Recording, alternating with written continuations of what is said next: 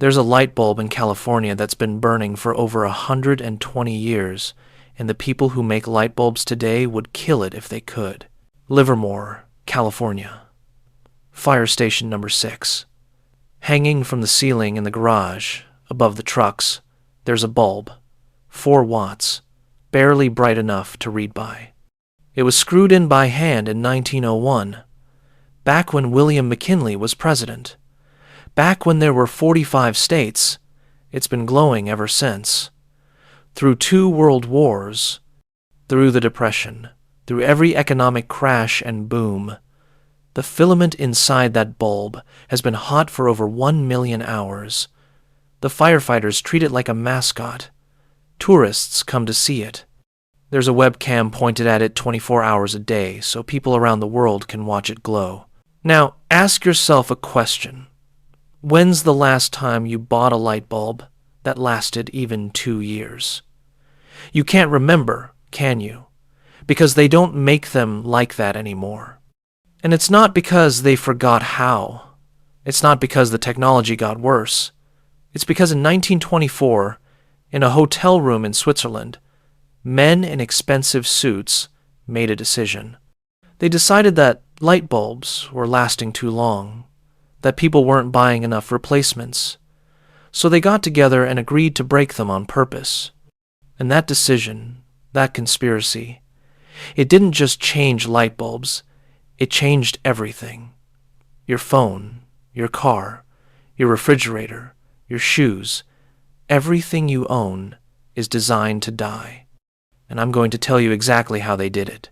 Let's start with what you think you know. You think companies want to make good products.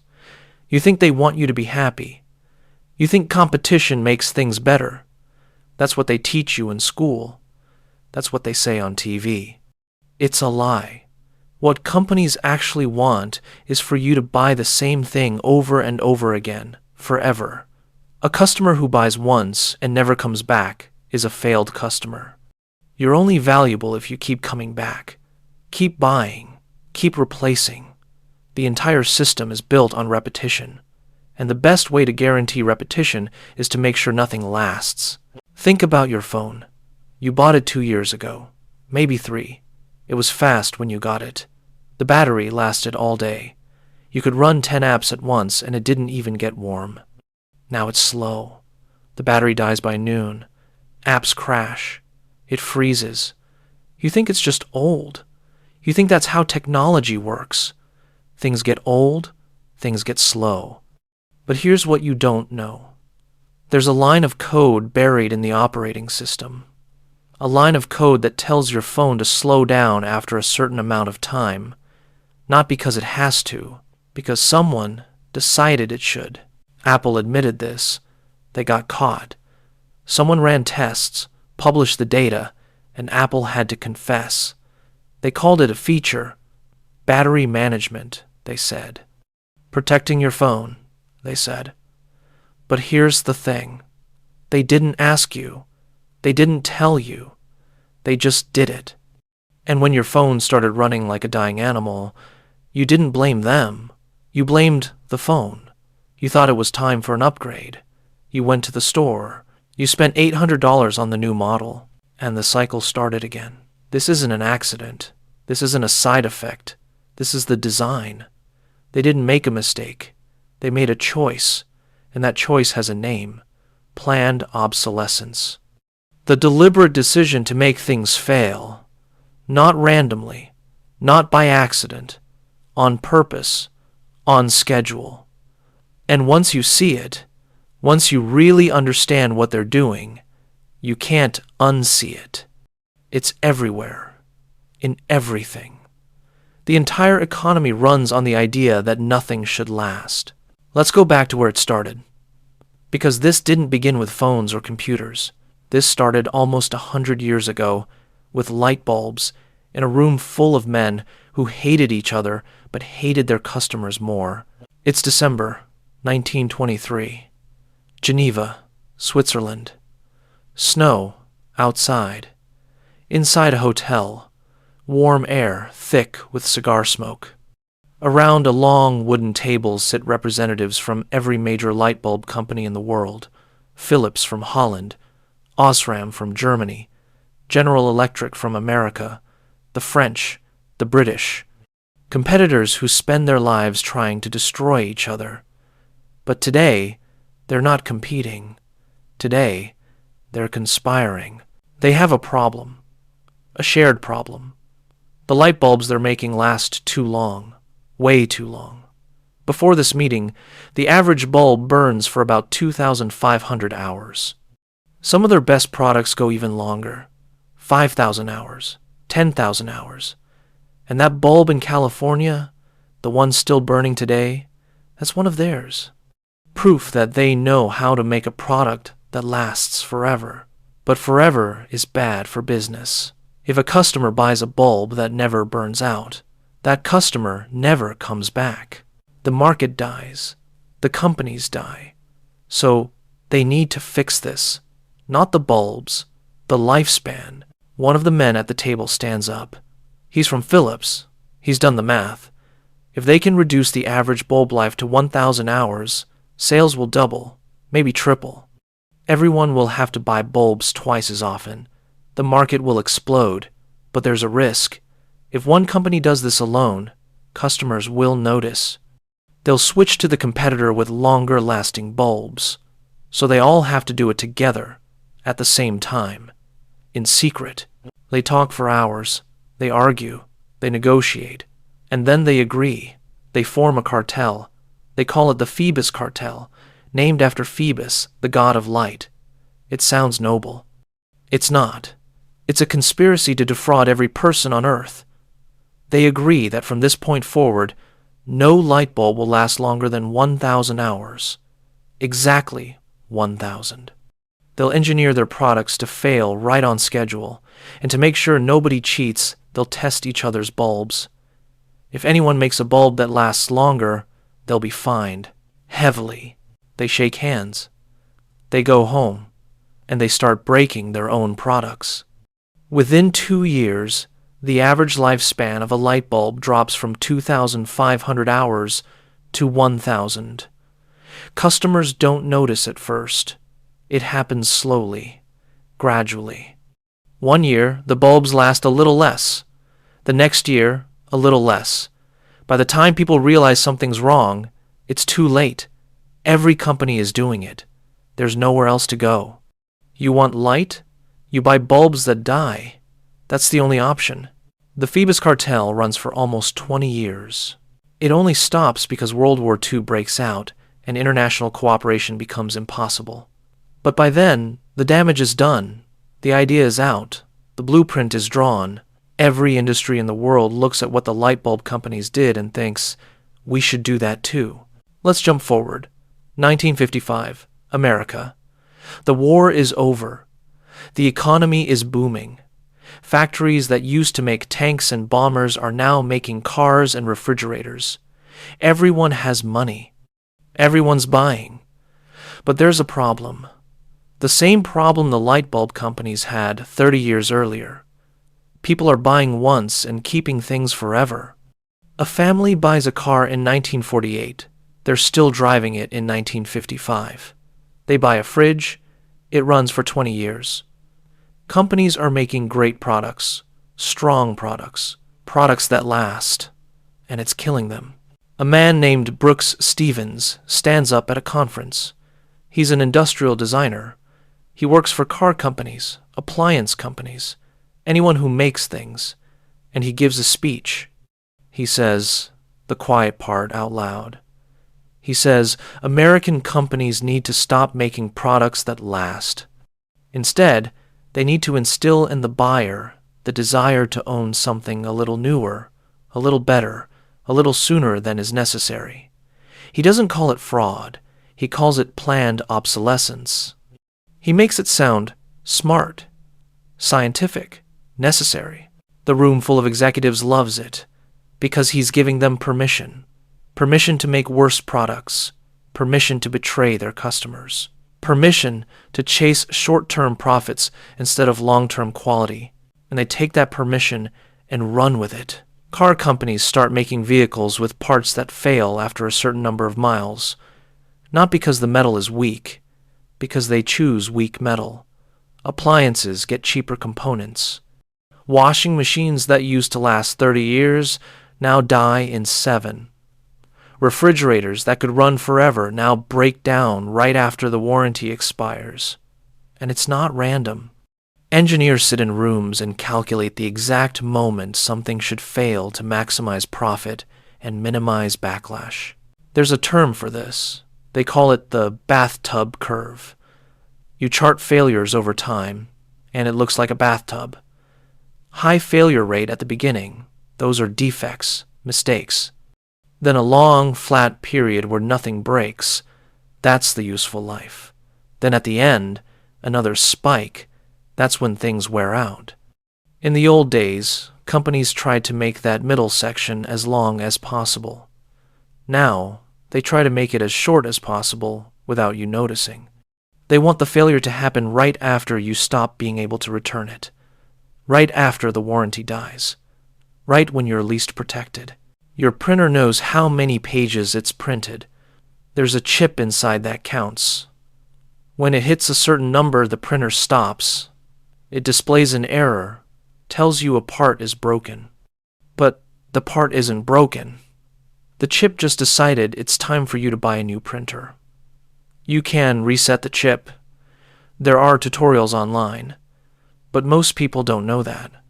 Most people see the error, assume the printer is dead, and throw it away.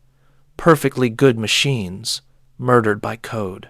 Your car has dozens of computers in it now. They control everything. The engine, the brakes, the transmission, and those computers are programmed to fail, not catastrophically, not dangerously, just expensively. A sensor goes bad. The check engine light comes on. You take it to the shop. They plug in a diagnostic tool. It says you need a new part. $700. You pay it. The light goes off. 6 months later, a different sensor fails. Another light. Another part. Another $700. The car runs fine. The parts aren't broken. But the computer says they are. And you believe the computer. This is the world we live in now. Nothing is built to last. Everything is built to break. And the breaking is precise, calculated, engineered. They've turned decay into a science. Let's talk about fashion, because this is where it gets really sick. Clothes used to last for years, decades even. Your grandfather's jacket, you could still wear it. The stitching held, the fabric didn't fall apart. Now you buy a shirt and it's garbage in 6 months. The collar frays. The stitches come loose. The color fades after 3 washes. You think it's because things are cheaper now. But that's only half true. Things are cheaper to make, but they're not cheaper to buy. You're paying the same price, sometimes more, for something designed to fall apart. But the real trick with fashion isn't making the clothes break. It's making you think they're broken even when they're not. They call it psychological obsolescence. You don't throw the shirt away because it's damaged. You throw it away because it's out of style. Last season, old, uncool. The fashion industry used to run on 2 seasons. Fall, winter, spring, summer. Now it's 6 seasons, 8 seasons, 12 seasons. Fast fashion companies like Zara release new styles every 2 weeks. Every 2 weeks, what you're wearing becomes the past. You're walking around in history, and history is embarrassing. So you buy new clothes, not because you need them, because you need to not feel poor, not feel old, not feel left behind. And the clothes you throw away, most of them barely worn, they end up in landfills, mountains of fabric, entire deserts in Chile covered in discarded jeans and shirts. Or they get shipped to Africa, dumped on beaches in Ghana, where they wash up like industrial waste. This isn't fashion. This is environmental murder with a good marketing budget. Now let's talk about phones, because this is the crown jewel of planned obsolescence, the most sophisticated, the most profitable, the most evil. You buy a new phone, it costs $1,000. On day one, it's perfect, fast, smooth. The battery lasts forever. You love it. Then the company releases an update, a software update. They say it's for security, for new features, for making your experience better. You trust them, you install it, and the phone gets worse. Not a lot worse. Just a little. It's a little slower. The battery drains a little faster. You don't really notice at first. 6 months later, another update. Another tiny degradation. The phone gets hotter. Apps take longer to open. You start getting frustrated. A year later, the phone is barely usable. It freezes. It crashes. The battery dies by lunch. You need to charge it 3 times a day. And you think it's your fault. You think you broke it somehow. You think it's just old. But the phone isn't old. It's 2 years old. And 2 years ago, they built computers that are still running today, 40 years later. The truth is, your phone isn't broken. It's been sabotaged. Every update made it worse on purpose, and the purpose is to make you buy the new model, which costs $1,200 now, and the cycle starts again. Apple got caught doing this. A programmer ran tests. He proved that Apple was throttling old phones with software updates.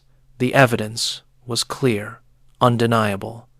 Apple admitted it in court. But they didn't stop. They just paid a fine, a tiny fine, pocket change. And they kept doing it, because the profit from forcing upgrades is worth more than the fine. Crime is just a business expense now. But here's the darkest part. You can't escape. You need a phone, for work, for family, for everything. So even when you know they're screwing you, even when you see the con, you have no choice. You pay. You upgrade. You participate in your own exploitation. Because opting out means opting out of society. And it's not just phones. Your TV has a built-in expiration date. The screen is designed to dim after a certain number of hours. Your headphones have batteries that can't be replaced. When the battery dies, the whole thing is trash. Your laptop is glued together so you can't repair it. They don't use screws anymore. They use glue. If something breaks, you can't fix it. You have to buy new. There's a growing movement fighting this. Right to repair. People demanding laws that force companies to provide parts, tools, and documentation so you can fix your own stuff. Farmers are leading the charge, because tractors now have software locks. If your tractor breaks, you can't fix it yourself. You have to call a dealership, pay their prices, wait for their schedule. A farmer in the middle of harvest season, his tractor dies. He's losing thousands of dollars a day, but he's not allowed to fix it. John Deere won't let him. The tractor is programmed to reject third-party repairs. So farmers are jailbreaking tractors, hacking the software, buying cracked firmware from Ukraine on black market forums, just to fix their own machines. And John Deere is suing them, calling them pirates, criminals, for fixing their own property. This is where we are. You don't own the things you buy anymore. You lease them, rent them. They let you use it until they decide you can't.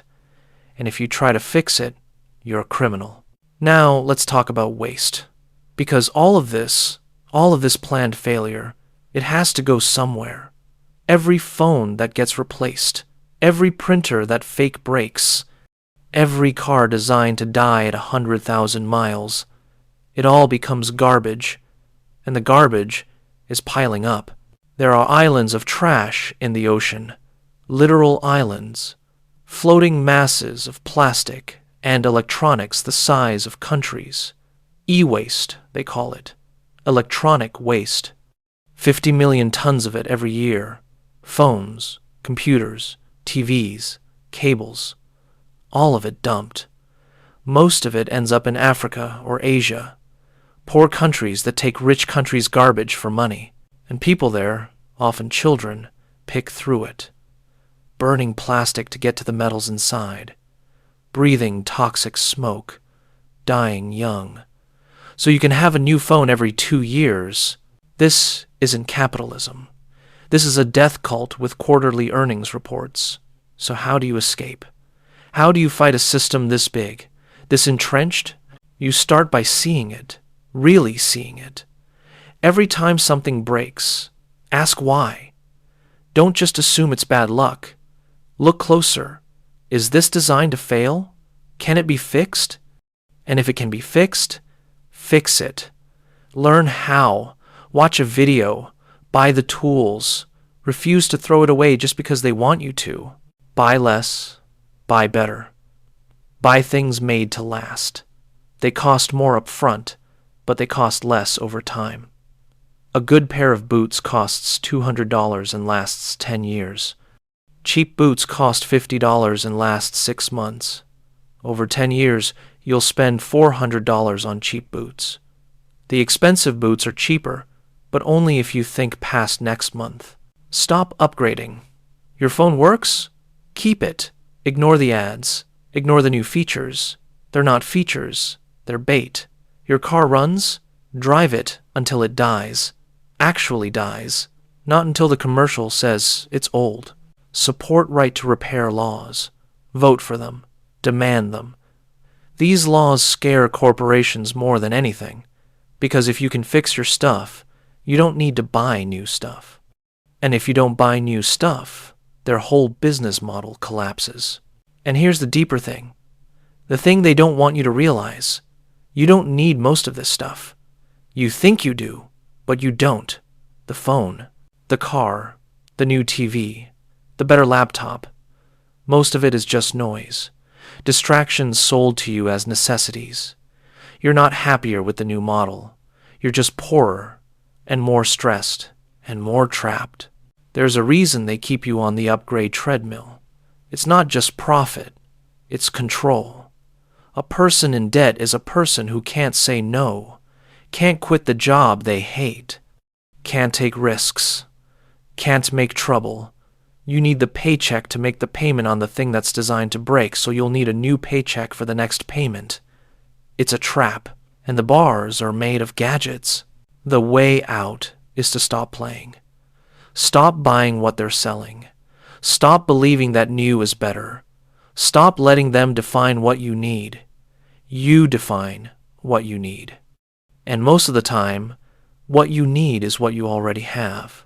That light bulb in California, the one that's been burning for 120 years, it's not special. It's normal. That's how things used to be made. Built to last. Built with pride. Built to work. We can go back to that. We can demand that. But only if we stop accepting the con. Stop pretending this is normal. It's not normal. It's not inevitable. It's a choice. Their choice. And we can make a different one.